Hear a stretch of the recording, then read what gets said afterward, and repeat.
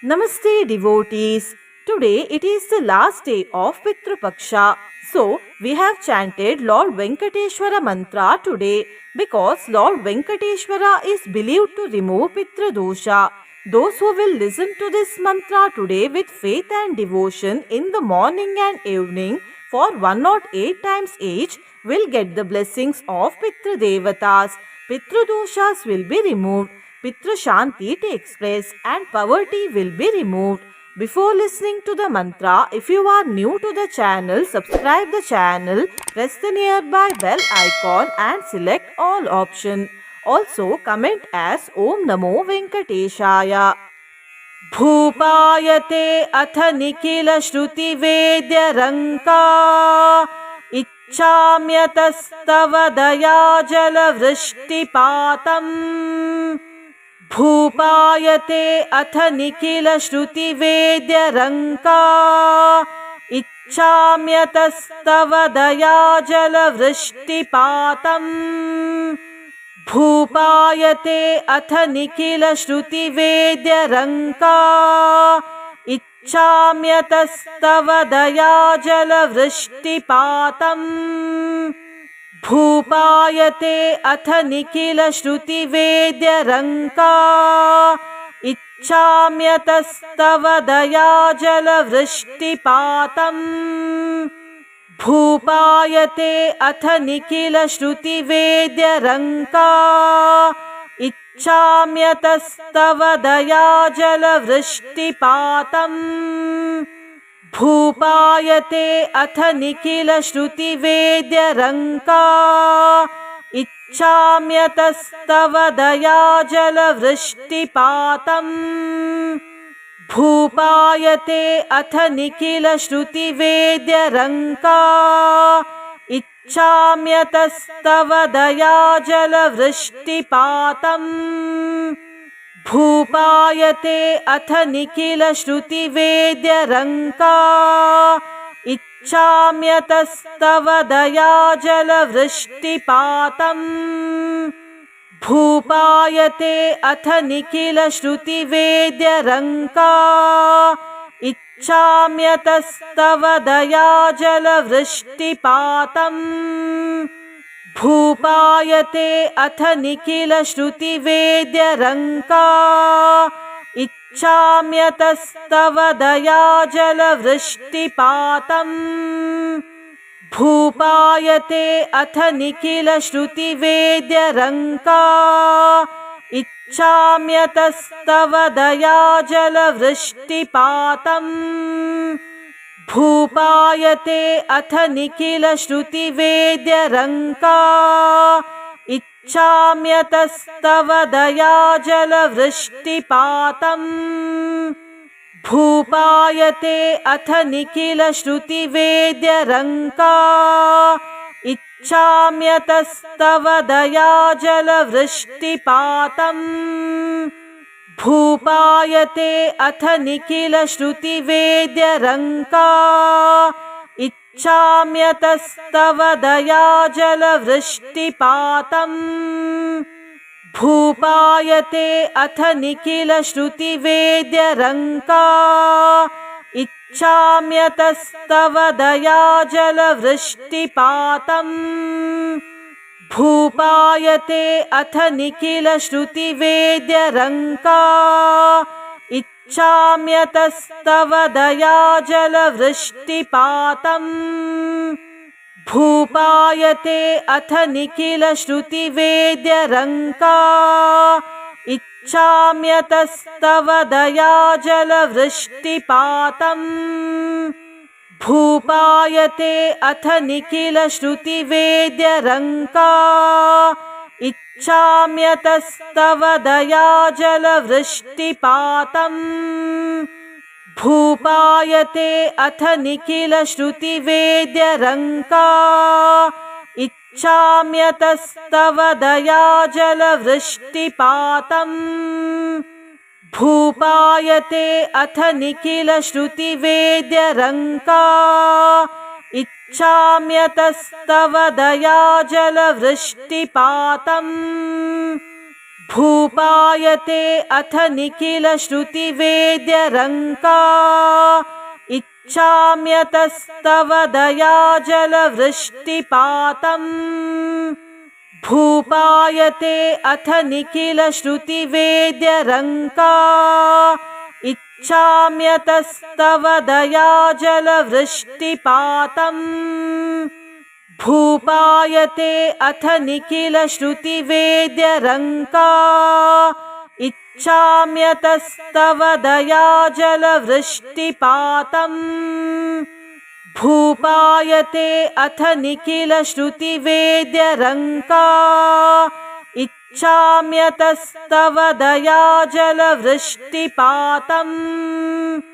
भूपायते अथ निखिलश्रुतिवेद्यरङ्का इच्छाम्यतस्तव दयाजलवृष्टिपातम्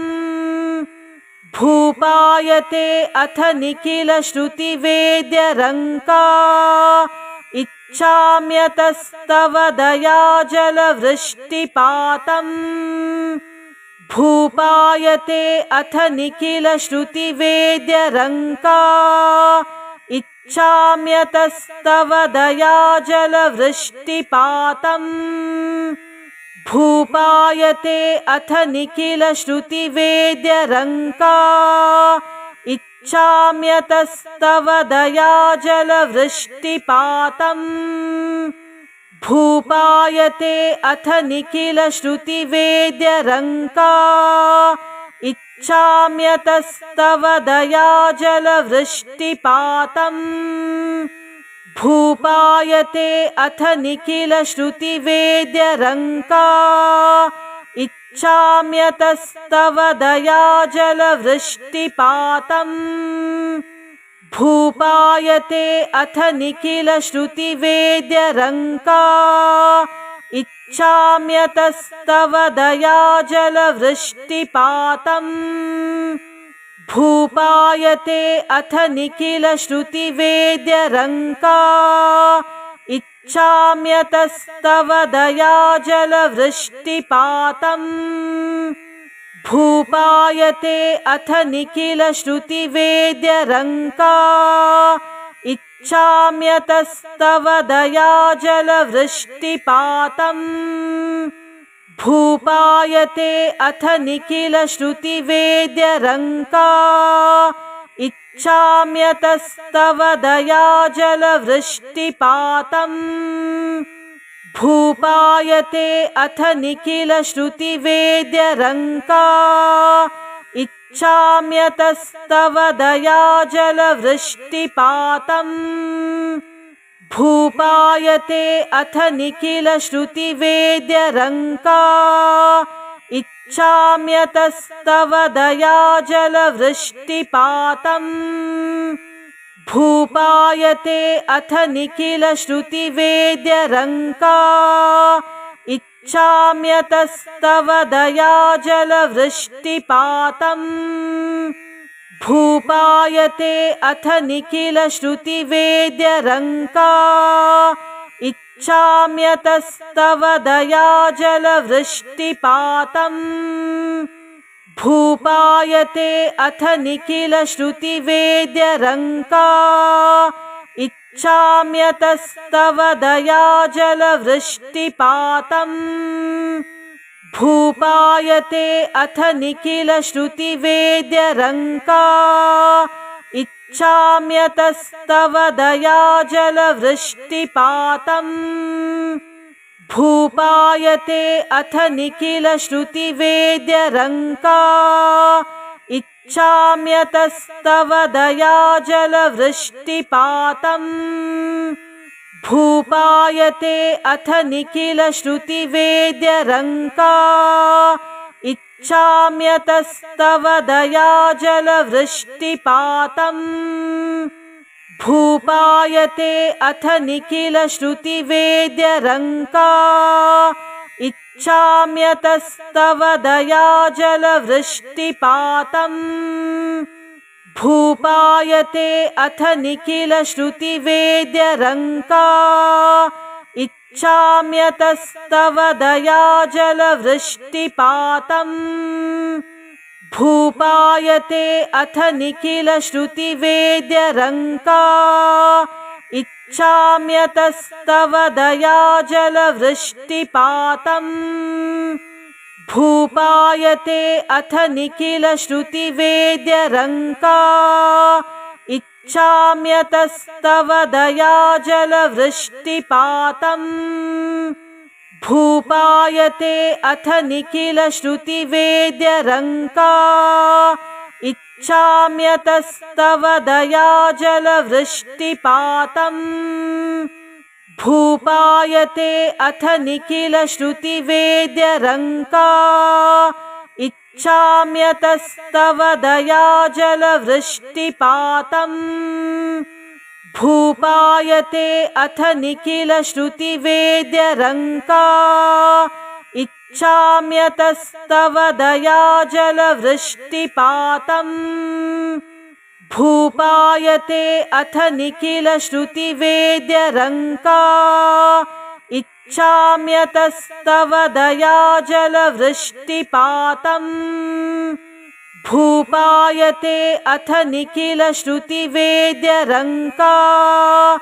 इच्छाम्यतस्तव दया जलवृष्टिपातम् भूपायते अथ निखिलश्रुतिवेद्यरङ्का इच्छाम्यतस्तव दया जलवृष्टिपातम् भूपायते अथ निखिलश्रुतिवेद्यरङ्का इच्छाम्यतस्तव दया जलवृष्टिपातम् भूपायते अथ निखिलश्रुतिवेद्यरङ्का इच्छाम्यतस्तव दया जलवृष्टिपातम् भूपायते अथ निखिलश्रुतिवेद्यरङ्का इच्छाम्यतस्तव दया जलवृष्टिपातम् भूपायते अथ निखिलश्रुतिवेद्यरङ्का इच्छाम्यतस्तव दया जलवृष्टिपातम् भूपायते अथ निखिलश्रुतिवेद्यरङ्का इच्छाम्यतस्तव दया जलवृष्टिपातम् भूपायते अथ निखिलश्रुतिवेद्यरङ्का इच्छाम्यतस्तव दया जलवृष्टिपातम् भूपायते अथ निखिलश्रुतिवेद्यरङ्का इच्छाम्यतस्तव दया जलवृष्टिपातम् भूपायते अथ निखिलश्रुतिवेद्यरङ्का इच्छाम्यतस्तव दया जलवृष्टिपातम् भूपायते अथ निखिलश्रुतिवेद्यरङ्का इच्छाम्यतस्तव दया जलवृष्टिपातम् भूपायते अथ निखिलश्रुतिवेद्यरङ्का इच्छाम्यतस्तव दया जलवृष्टिपातम् भूपायते अथ निखिलश्रुतिवेद्यरङ्का इच्छाम्यतस्तव दया जलवृष्टिपातम् भूपायते अथ निखिलश्रुतिवेद्यरङ्का इच्छाम्यतस्तव दया जलवृष्टिपातम् भूपायते अथ निखिलश्रुतिवेद्यरङ्का इच्छाम्यतस्तव दया जलवृष्टिपातम् भूपायते अथ निखिलश्रुतिवेद्यरङ्का इच्छाम्यतस्तव दया जलवृष्टिपातम् भूपायते अथ निखिलश्रुतिवेद्यरङ्का इच्छाम्यतस्तव दया जलवृष्टिपातम् भूपायते अथ निखिलश्रुतिवेद्यरङ्का इच्छाम्यतस्तव दयाजलवृष्टिपातम् भूपायते अथ निखिलश्रुतिवेद्यरङ्का इच्छाम्यतस्तव दयाजलवृष्टिपातम् भूपायते अथ निखिलश्रुतिवेद्यरङ्का इच्छाम्यतस्तव दयाजलवृष्टिपातम् भूपायते अथ निखिलश्रुतिवेद्यरङ्का इच्छाम्यतस्तव दयाजलवृष्टिपातम् भूपायते अथ निखिलश्रुतिवेद्यरङ्का इच्छाम्यतस्तव दयाजलवृष्टिपातम् भूपायते अथ निखिलश्रुतिवेद्यरङ्का इच्छाम्यतस्तव दयाजलवृष्टिपातम् भूपायते अथ निखिलश्रुतिवेद्यरङ्का इच्छाम्यतस्तव दयाजलवृष्टिपातम् भूपायते अथ निखिलश्रुतिवेद्यरङ्का इच्छाम्यतस्तव दयाजलवृष्टिपातम् भूपायते अथ निखिलश्रुतिवेद्यरङ्का इच्छाम्यतस्तव दयाजलवृष्टिपातम् भूपायते अथ निखिलश्रुतिवेद्यरङ्का इच्छाम्यतस्तव दयाजलवृष्टिपातम् भूपायते अथ निखिलश्रुतिवेद्यरङ्का इच्छाम्यतस्तव दयाजलवृष्टिपातम् भूपायते अथ निखिलश्रुतिवेद्यरङ्का इच्छाम्यतस्तव दयाजलवृष्टिपातम् भूपायते अथ निखिलश्रुतिवेद्यरङ्का इच्छाम्यतस्तव दयाजलवृष्टिपातम् भूपायते अथ निखिलश्रुतिवेद्यरङ्का इच्छाम्यतस्तव दयाजलवृष्टिपातम् भूपायते अथ निखिलश्रुतिवेद्यरङ्का इच्छाम्यतस्तव दयाजलवृष्टिपातम् भूपायते अथ निखिलश्रुतिवेद्यरङ्का इच्छाम्यतस्तव दयाजलवृष्टिपातम् भूपायते अथ निखिलश्रुतिवेद्यरङ्का इच्छाम्यतस्तव दयाजलवृष्टिपातम् भूपायते अथ निखिलश्रुतिवेद्यरङ्का इच्छाम्यतस्तव दयाजलवृष्टिपातम् भूपायते अथ निखिलश्रुतिवेद्यरङ्का इच्छाम्यतस्तव दयाजलवृष्टिपातम् भूपायते अथ निखिलश्रुतिवेद्यरङ्का इच्छाम्यतस्तव दयाजलवृष्टिपातम् भूपायते अथ निखिलश्रुतिवेद्यरङ्का इच्छाम्यतस्तव दयाजलवृष्टिपातम् भूपायते अथ निखिलश्रुतिवेद्यरङ्का इच्छाम्यतस्तव दयाजलवृष्टिपातम् भूपायते अथ निखिलश्रुतिवेद्यरङ्का इच्छाम्यतस्तव दयाजलवृष्टिपातम् भूपायते अथ निखिलश्रुतिवेद्यरङ्का इच्छाम्यतस्तव दयाजलवृष्टिपातम्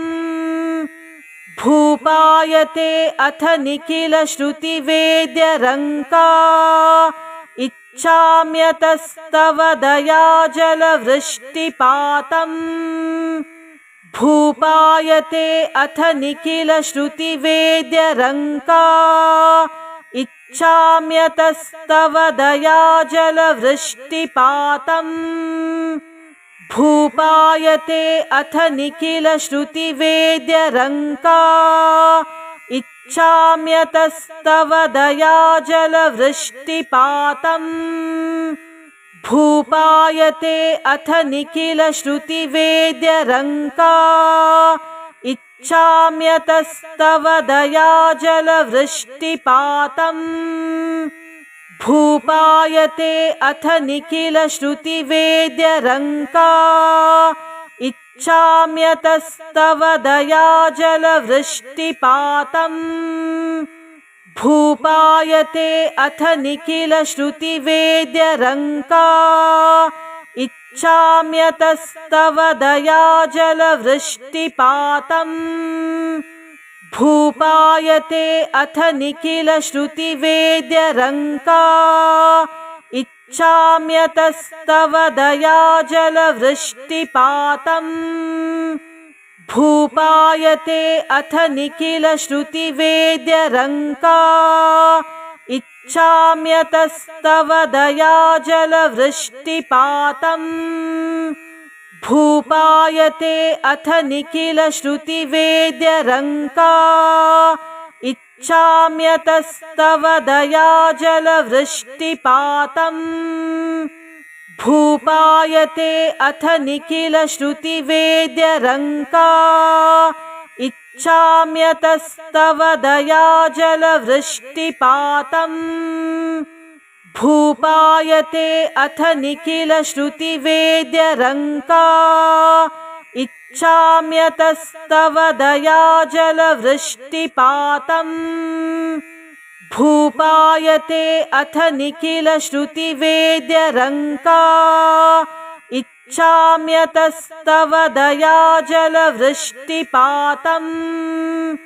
भूपायते अथ निखिलश्रुतिवेद्यरङ्का इच्छाम्यतस्तव दयाजलवृष्टिपातम् भूपायते अथ निखिलश्रुतिवेद्यरङ्का इच्छाम्यतस्तव दयाजलवृष्टिपातम् भूपायते अथ निखिलश्रुतिवेद्यरङ्का इच्छाम्यतस्तव दयाजलवृष्टिपातम् भूपायते अथ निखिलश्रुतिवेद्यरङ्का इच्छाम्यतस्तव दयाजलवृष्टिपातम् भूपायते अथ निखिलश्रुतिवेद्यरङ्का इच्छाम्यतस्तव दयाजलवृष्टिपातम्